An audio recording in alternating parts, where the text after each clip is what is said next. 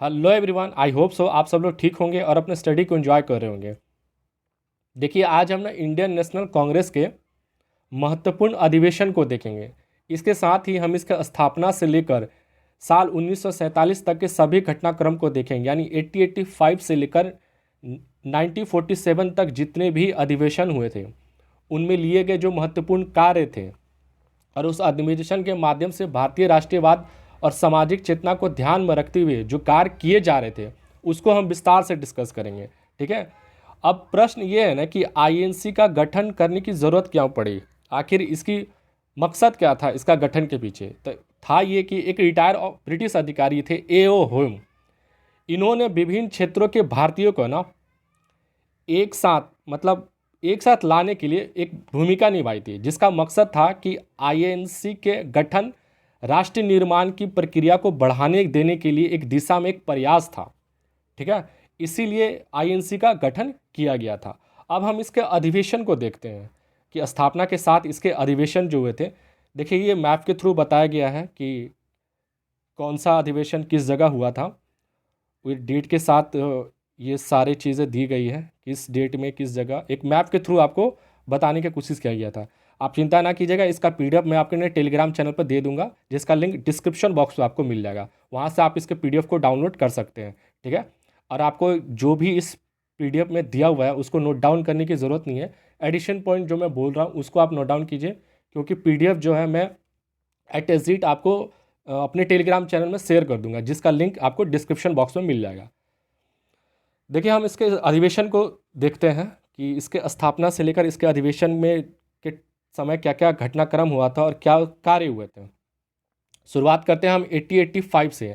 1885 में Indian national Congress का गठन होता है और इसके पहले अध्यक्ष जो बनाए जाते हैं डब्ल्यू सी बनर्जी, और इसकी जो स्थान था वो मुंबई में इसकी स्थापना के साथ इसका अधिवेशन होता है।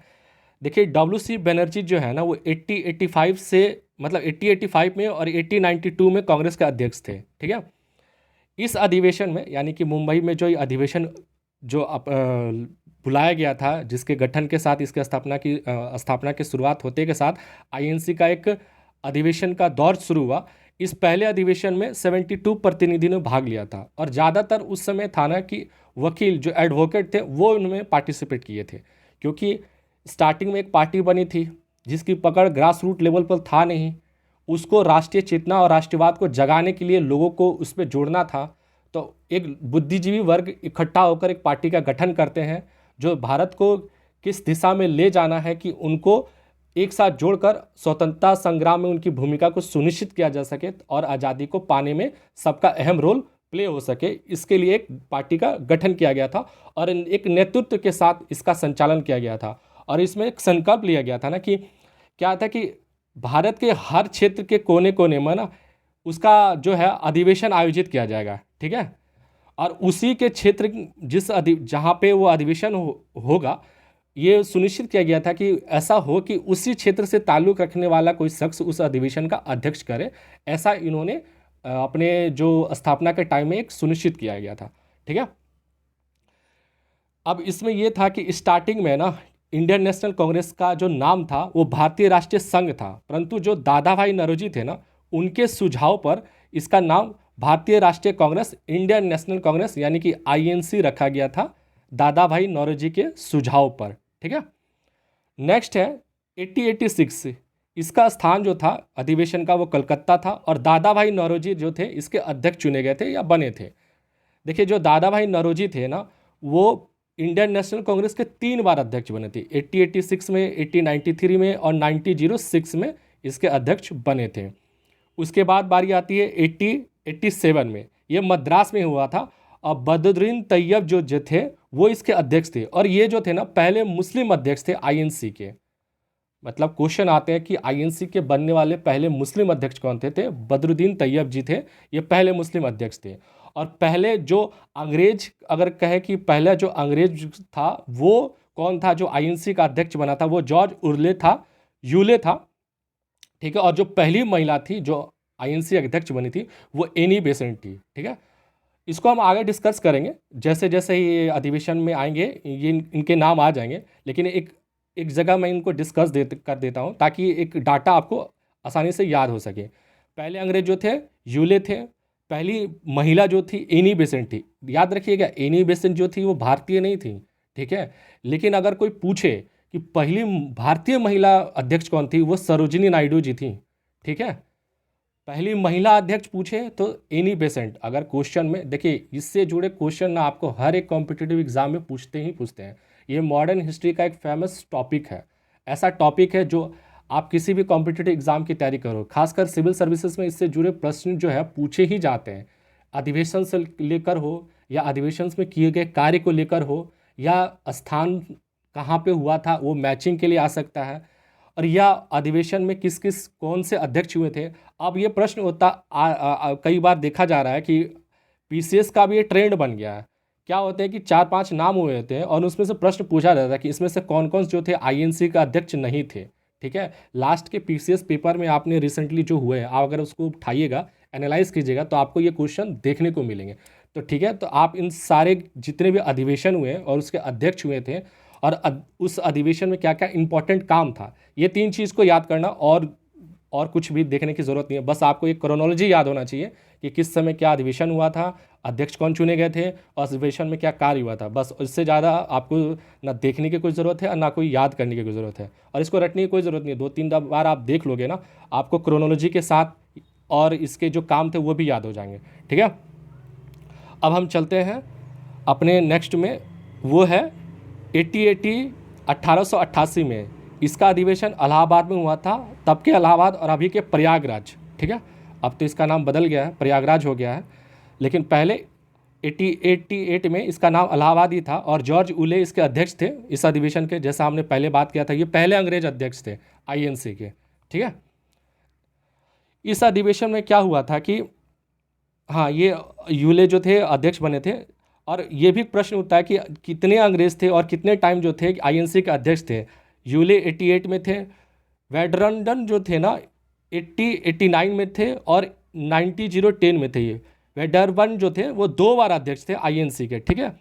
इसके बाद वेब जो थे 94 में थे और कार्टन जो 1904 में आईएनसी के अध्यक्ष थे। ये लिस्ट है जो कौन कौन से अंग्रेज कितने टाइम आईएनसी के अध्यक्ष थे, ठीक है। उसके बाद बारी आती है 1896 में कोलकाता में ये अधिवेशन हुआ था। रहमतुल्लाह सयानी जो थे इसके अध्यक्ष थे। इसी अध्यक्ष मतलब इसी जगह जो था वो वंदे मातरम पहली बार गाया गया था। ये हमारे राष्ट्र का भारतीय गीत है, राष्ट्रीय गीत है ये वंदे मातरम। इसको पहली बार गाया गया था कोलकाता के अधिवेशन में। अध्यक्ष कौन थे? रहमतुल्लाह सयानी जो थे, और साल 1896 था। और इसमें यह भी क्वेश्चन आता है कि पहली बार जन गण मन कब गाया गया था? वो भी कोलकाता के अधिवेशन में ही गाया गया था, लेकिन वो था 1911, साल 1911 था, लेकिन अधिवेशन जो था कोलकाता में ही हुआ था। ये भी कोलकाता में ही हुआ था, तो इसमें कोई प्लेस को लेकर कोई दिक्कत नहीं है, बस साल को है। 1896 में जो गाया गया था वो वंदे मातरम था, और 1911 में यानी कि 1911 में जो गाया गया था वो जन गण मन था, ठीक है। आगे चलते हैं हम। हम्म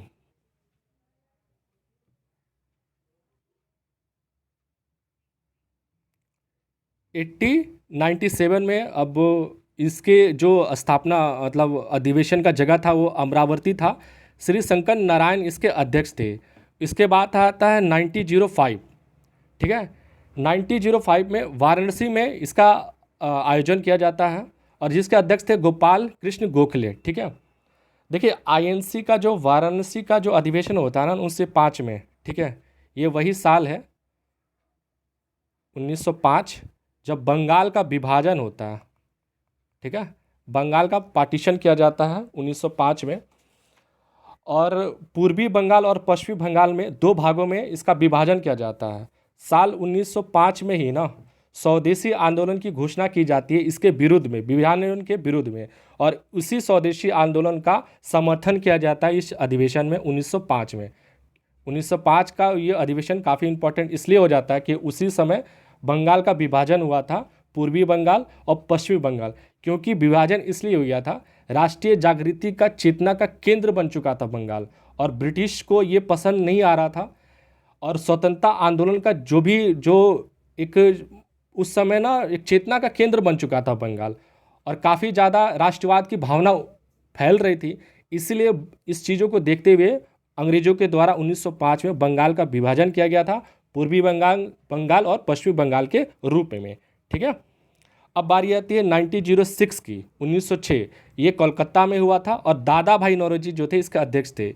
इसी अधिवेशन में पहली बार स्वराज शब्द का प्रयोग किया गया था। ये प्रश्न पूछा जाता है कई बार कि स्वराज शब्द का पहली बार प्रयोग कब किया गया था। 1906 में किया गया था और इस अधिवेशन के अध्यक्ष जो थे दादा भाई नौरोजी थे। ठीक है, अब आता है 1907 का सूरत अधिवेशन। ठीक है, ये काफ़ी इंपॉर्टेंट है, इससे भी क्वेश्चन काफ़ी ज़्यादा बनते हैं। रास बिहारी घोष जो थे इसके अधिवेशन के अध्यक्ष थे। सूरत का अधिवेशन रास बिहारी घोष इसके अध्यक्ष थे। देखिए इसमें होता क्या है, आईएनसी का ना, इंडियन नेशनल कांग्रेस का दो भागों में विभाजन हो जाता है। एक होता है गरम दल और एक होता है नरम दल। ठीक है, इसको मॉडरेट कहते थे और इसको एक्सट्रीमिस्ट कहते थे, गरम दल और नरम दल में। जो गरम दल के जो नेता थे ना, इसमें प्रमुख नेता में लाला लाजपत राय थे, बाल गंगाधर तिलक थे और बिपिन चंद्र पाल थे। इसके साथ ही अरविंद घोष इसके नेता थे। देखिए शॉर्ट फॉर्म में ना इसको लाल, पाल और बाल के रूप में जाना जाता है, यानी कि लाला लाजपत राय, बाल गंगाधर तिलक और बिपिन चंद्र पाल, ये तीन जो थे इसको शॉर्ट फॉर्म में लाल पाल कहा जाता था। ये गरम दल के नेता थे। और नरम दल के जो नेता में थे ना, वो उदारवादी कहलाते थे। वो लिबरल एक तरह से थे, वो सॉफ्ट कॉर्नर रखते थे कि शांतिपूर्वक, ज़्यादा वो उग्र में विश्वास नहीं करते थे। उनमें जो थे वो थे दादा भाई नौरोजी थे, दादा भाई नौरोजी, फिरोजा शाह मेहता, डी वाईचंद जो थे इसी सदस्य थे, WC बनर्जी जो थे संस्थापक अध्यक्ष, यही थे WC बनर्जी, और SN बनर्जी, ये इसके नरम दल के नेताओं में से, प्रमुख नेताओं में से एक थे। 1907 का अधिवेशन, ये जरूर आप याद रखिएगा। ये मोटा मोटी ये पॉइंट्स जो है ये इससे पूछे जाते हैं। गरम दल, नरम दल, गरम दल के नेता कौन थे, नरम दल के नेता कौन थे, इसके शॉर्ट फॉर्म लाल पाल बाल, उनका पूरा नाम क्या था। ठीक है, इस अधिवेशन में ऐसा क्या हुआ था उसको हम आगे डिस्कस करेंगे किसी को, क्योंकि ये मेंस का टॉपिक है। इसके कारण क्या थे, बस नॉर्मल प्रीलिम्स के एग्ज़ाम में यही पूछा जाता फैक्ट्स के रूप में कि अधिवेशन जो आईएनसी का जो विभाजन हुआ था किस अधिवेशन में हुआ था, उसके अध्यक्ष कौन थे। ठीक है, और जो गरम दल के नेता थे, महत्वपूर्ण जो नेता थे, उनके नाम क्या थे, यही सब पूछते हैं। ठीक है, बाकी जो क्यों, कारण, जो रीज़न था वो मेंस के पर्सपेक्टिव से पूछा जाता, उसको हम अलग के कंटेंट में लाकर उसको डिस्कस करेंगे। ठीक है, आगे चलते हैं हम। अब है 1908, ये है मद्रास। इसमें भी रास बिहारी घोष इसमें के अध्यक्ष थे। 1907 में भी थे और 1908 में भी रास बिहारी घोष अध्यक्ष थे। इसमें कांग्रेस का संविधान का निर्माण की बात कही गई थी इसी अधिवेशन में। ठीक है, उसके बाद बारी आती है 1909 की, 1909 लाहौर अधिवेशन। पंडित मदन मोहन मालवीय इसके अध्यक्ष थे इस अधिवेशन के। उसके बाद 1910 इलाहाबाद में विलियम वेडरनन इसके अध्यक्ष मतलब चुने गए थे, जो थे 1910 के इलाहाबाद में हुआ था, आपके प्रयागराज में। उसके बाद 1911 वो है कोलकाता में हुआ था। ये जो थे बिशन नारायण, देखिए कई बुक में ना दर दिया हुआ है, किसी बुक में धर दिया हुआ गया है। ठीक है, बिशन नारायण दर और धर, लेकिन ज़्यादातर मैंने किताबों में धर देखा है। ठीक है, तो आप इसको धर कर दीजिएगा, लेकिन बहुत से बुक्स में मैंने देखा है दर दिया हुआ है। अगर आप बिपिन चंद्र की किताबें देखें या NCERT की देखें, उसमें धर ही दिया हुआ है। ठीक है, तो आप इसको धर ही कर देना। विनय नारायण धर जो थे इस अधिवेशन के अध्यक्ष थे। इसी अधिवेशन में पहली बार जो था राष्ट्रीय गान जन गण मन गाया गया था। देखिए हमने पहले 96 में बात किया था कि उसी अधिवेशन में पहली बार क्या गया था, वंदे मातरम गाया गया था, और दोनों ही अधिवेशन कोलकाता में ही हुआ था। ठीक है, नेक्स्ट है हमारा 1912 का, ये बांकीपुर में हुआ था। और ये जो थे इसके अध्यक्ष थे RN मघोलकर जो थे इसके अध्यक्ष थे। 1913 ये कराची में हुआ था। इसके जो अध्यक्ष थे मोहम्मद बहादुर जो थे, नवाब सैयद मोहम्मद बहादुर, इसके अध्यक्ष चुने गए थे 1913 के अधिवेशन के। 1914 जो मद्रास में हुआ था, भूपेंद्र नाथ बसु जो थे इसके अध्यक्ष चुने गए थे। उसके बाद 1915 मुंबई में हुआ था, सत्येंद्र प्रसन्न सिन्हा जो थे इसके अध्यक्ष चुने गए थे। और इसमें वेलिंगटन जो थे इस अधिवेशन में हिस्सा लिए थे, भाग लिए थे 1915 के अधिवेशन में। ठीक है, आगे हम बात करते हैं 1916 का अधिवेशन। देखिए 1916 का अधिवेशन भी काफ़ी इम्पॉर्टेंट था। ये अधिवेशन जो हुआ था लखनऊ में हुआ था। ठीक है, 1916 का अधिवेशन, अंबिका चरण मजूमदार इसके अध्यक्ष चुने गए थे। इस अधिवेशन में ना मुस्लिम लीग और आईएनसी के बीच एक समझौता होता है। ठीक है, सुलह होती है। उसका एकीकरण, उसको हम पूना पैक्ट के नाम से भी इसको जानते हैं। ठीक है, मुस्लिम लीग और इंडियन नेशनल कांग्रेस के बीच समझौता होता है और इसी अधिवेशन में गरम दल और नरम दल का एकीकरण मतलब सुलह हो जाता है। इसी अधिवेशन में हमने देखा था कि सूरत अधिवेशन में इनका विभाजन होता है, लेकिन इसी अधिवेशन में इनका सुलह भी हो जाता है। नरम दल और गरम दल जो थे इनका एकीकरण हो जाता है। और इसमें जो थे ना एनी बेसेंट और तिलक जो थे ना, ये काफ़ी इंपॉर्टेंट रोल प्ले करते हैं इनको इकट्ठा करने में, इनको साथ लाने में। ठीक है, इसी अधिवेशन में तिलक के द्वारा कहा गया था कि स्वराज मेरा जन्मसिद्ध अधिकार है। ये एक नारा दिया था तिलक ने। मुस्लिम लीग से समझौता इसी अधिवेशन में हुआ था 1916 का। इसीलिए काफ़ी इंपॉर्टेंट टॉपिक्स है। 4-5 प्रश्न इससे बनते हैं इस क्वेश्चन में, इसी अधिवेशन से होते हैं कि सूरत अधिवेशन के बाद ऐसा कौन सा अधिवेशन था, या ऐसा कौन सा अधिवेशन था जहाँ पे जिसको पूना पैक्ट के नाम से जाने जाते हैं, इसमें नरम दल और गरम दल एक हो जाते हैं। ठीक है, तिलक के द्वारा नारा किस अधिवेशन में दिया जाता है, स्वराज मेरा जन्मसिद्ध अधिकार है। मुस्लिम लीग एक साथ कब आते हैं आईएनसी के साथ, इसका समझौता कब होता है, ये 1916 का लखनऊ अधिवेशन था और इसके अध्यक्ष थे मजूमदार। ठीक है, आगे चलते हैं हम। 1916 का अधिवेशन ये होता है 1917 का अधिवेशन आता है, वो है कोलकाता में। श्रीमती एनी बेसेंट इसकी अध्यक्ष बनती है। देखिए ये पहली महिला अध्यक्ष थी। जैसे हमने पहले बात किया था, ये आईएनसी का जो पहली महिला अध्यक्ष पूछे तो एनी बेसेंट होगी। ठीक है, अगर पहली भारतीय महिला पूछे तो वो सरोजनी नायडू होगी। ठीक है, 3 बार अध्यक्ष बनी थी महिलाएं। 1917 में एनी बेसेंट, 1925 में सरोजनी नायडू भारतीय राष्ट्रीय कांग्रेस की अध्यक्ष बनी थी, और 1933 में नलिनी सेन गुप्ता जो थी अध्यक्ष बनी थी। आईएनसी की 3 बार अध्यक्ष महिलाएं बनी थी, याद रखिएगा। वो कौन था? 1917 में एनी बेसेंट, 1925 में सरोजनी नायडू, 1933 में नलिनी सेन गुप्ता इसके अध्यक्ष बनी थी। ठीक है, आगे चलते हम 1918 1918 ये है मुंबई में हुआ था। हसन इमाम इसके अध्यक्ष थे। इसमें कांग्रेस का दूसरा विभाजन के रूप में इस अधिवेशन में इसको देखा जाता है। ठीक है, उसके बाद 1918 देखिए 2 बार हुआ था, एक विशेष हुआ था, एक वार्षिक अधिवेशन हुआ था। दिल्ली में ही ये हुआ था। पंडित मदन मोहन मालवीय इसके अध्यक्ष चुने गए थे। 1919 अमृतसर मोतीलाल नेहरू इसके अध्यक्ष चुने गए थे। मोतीलाल नेहरू जो थे ना वो 2 बार अध्यक्ष चुने गए थे। ठीक है, एक जो था 1919 में और दूसरा जो वो चुने गए थे वो 1928 में यानी 1928 में ये अध्यक्ष चुने गए थे। कौन जो थे? मोतीलाल नेहरू। ये 2 बार अध्यक्ष चुने गए थे, 1919 में और 1928 में। ठीक है, आगे चलते हैं हम 1920 की बात करते हैं। ये कोलकाता का विशेष अधिवेशन था। इसमें लाला लाजपत राय अध्यक्ष चुने जाते हैं। इसी अधिवेशन में जो है असहयोग आंदोलन जो है पारित नहीं हो पाता है। ठीक है, 1920 का यह अधिवेशन देखिए 2 बार अधिवेशन जिसमें होते हैं, कोई एक विशेष होता है, एक वार्षिक होता है। तो कई बार 2 बार हुए थे। ये 1920 का विशेष अधिवेशन था क्योंकि नॉन असहयोग आंदोलन उस समय देश में चल रहा था 1920 का, इसलिए तत्काल रूप से एक विशेष अधिवेशन बुलाया जाता है। इसी के बाद लाला लाजपत राय इस अधिवेशन के बाद इनका ये हो जाता है, विरोध करते हैं एक संगठनात्मक रूप से। खैर उसके ऊपर हम अलग से बात करेंगे। अभी अगर हम उस पर एक एक पॉइंट्स पर डिस्कस करेंगे तो ये वीडियो काफ़ी लंबा हो जाएगा। हम पॉइंट्स पर रहते हुए उसको एक्सप्लेन करते हैं। एडिशनल पॉइंट्स अगर लगे कि उसके ऊपर सेपरेट वीडियो बनाना चाहिए तो मैं ज़रूर बना दूंगा।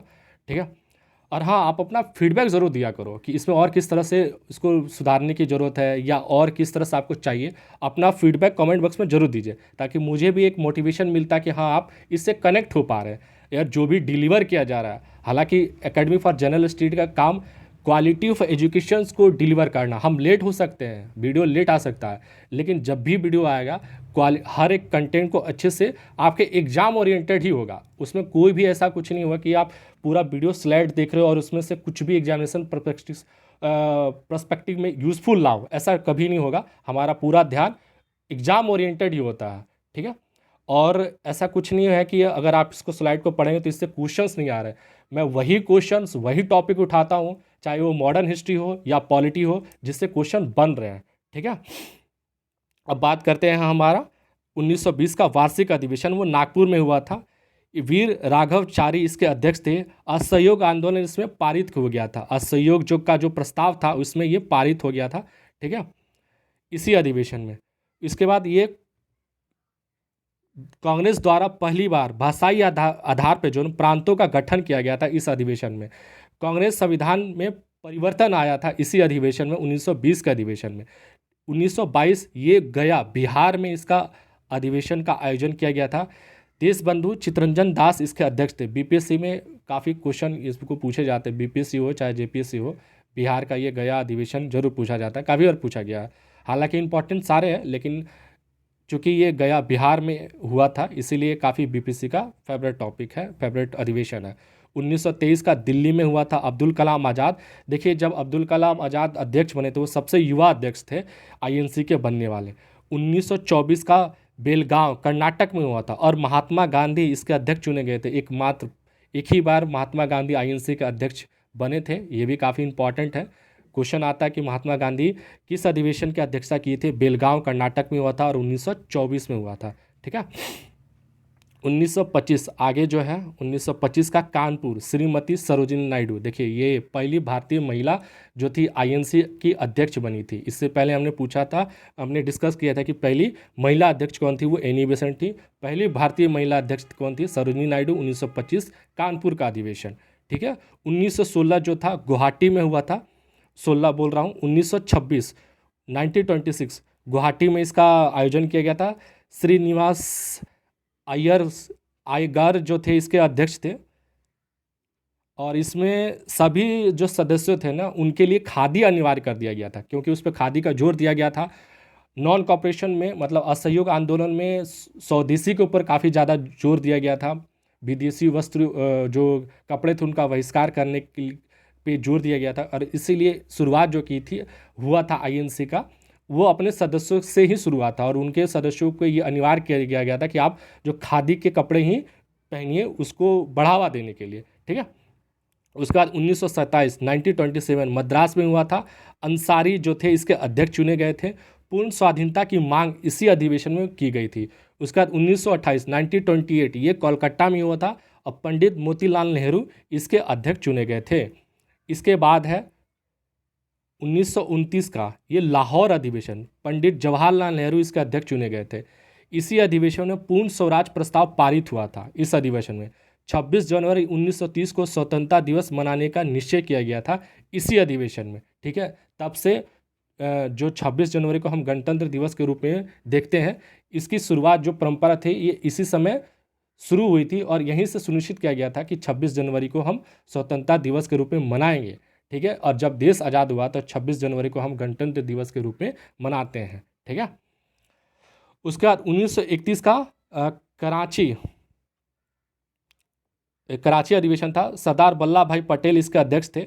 इसी अधिवेशन में मौलिक अधिकार संबंधित प्रस्ताव जो थे पारित किए गए थे। इसी अधिवेशन में गांधी जी ने कहा था गांधी मर सकता है परंतु गांधीवाद नहीं, ठीक है। इसी अधिवेशन में 1931 के अधिवेशन में कहा था कि गांधी मर सकते हैं परंतु गांधीवादी नहीं मर सकता। 1934 1934 का मुंबई अधिवेशन जिसमें राजेंद्र प्रसाद अध्यक्ष बने थे, ठीक है। 1936 1936 का लखनऊ अधिवेशन, पंडित जवाहरलाल नेहरू इसके अध्यक्ष बने थे। इसी अधिवेशन में नेहरू ने कहा था मैं समाजवादी हूँ। इसमें पंडित जवाहरलाल नेहरू द्वारा एक स्टेटमेंट दिया जाता है। उसके बाद बारी आती है 1937, ये फैजपुर में हुआ था। पंडित जवाहरलाल नेहरू इसके अध्यक्ष थे। पहली बार कांग्रेस अधिवेशन किसी गांव में आयोजित किया गया था? ठीक, ये फैजपुर है। ये भी प्रश्न पूछा जाता है कि किसी गांव में आईएनसी का अधिवेशन आयोजन किया गया था, वो कहाँ था? 1937 1937 फैजपुर का। अध्यक्ष कौन थे? जवाहरलाल नेहरू। 1938 हरिपुर गुजरात, सुभाष चंद्र बोस इसके अध्यक्ष चुने गए थे और राष्ट्रीय नियोजन समिति का गठन इसी अध्यक्ष में यहीं पर किया गया था, जिसके अध्यक्ष जो थे नेहरू जी चुने गए थे। ठीक है। 1939 ये काफ़ी कॉन्फ्लिक्ट वाला अधिवेशन था, इससे भी क्वेश्चन पूछे जाते हैं। देखिए महात्मा जी जो थे ना, महात्मा गांधी जो थे, वो किसी दूसरे को प्रधानमंत्री बोल रहा हूँ, इसके अध्यक्ष बनाने के वो पे थे, मतलब प्रेसिडेंट बनाने के, जो आईएनसी का जो प्रेसिडेंट होता है उसको बनाने के ऊपर थे। लेकिन सुभाष चंद्र बोस इसके अध्यक्ष बने जाते हैं, इसके प्रेसिडेंट, आईएनसी के प्रेसिडेंट चुने जाते हैं। ठीक है।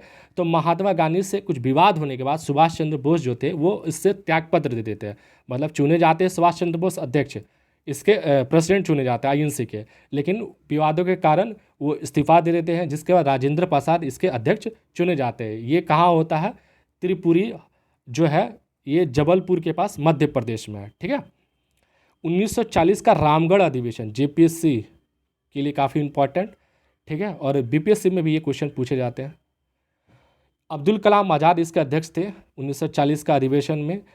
अब्दुल कलाम आज़ाद ही थे ना सबसे ज़्यादा लंबे समय तक अध्यक्ष बने थे, 1940 से 45 तक। ये भी एक इनके नाम एक रिकॉर्ड ही है, मतलब एक आप कुछ भी कह लो, आप एक इनके नाम पे उपाधि कह लो या कुछ भी कह लो, ये अब्दुल कलाम आज़ाद के नाम पे थे कि सबसे लंबे समय तक उस समय यही थे।